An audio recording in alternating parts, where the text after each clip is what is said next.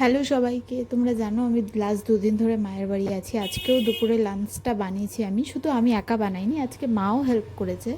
আজকে মা আমি দুজনে মিলে বানিয়েছি। বলে না এক রান্নায় একের বেশি হাত পড়লে খারাপ হয়ে যায়, সেই জিনিসটা কিন্তু অ্যাকচুয়ালি খারাপ হয়নি। দেখে এটা যেরকমই লাগছে না কেন, খেতে অসাধারণ সুন্দর হয়েছিল। চাল মানে ভাতটা, বিরিয়ানির রাইসটার, আলুটা এত নরম, এত টেস্টি, এত সুন্দর লাগছে খেতে, খুব ভালো হয়েছে।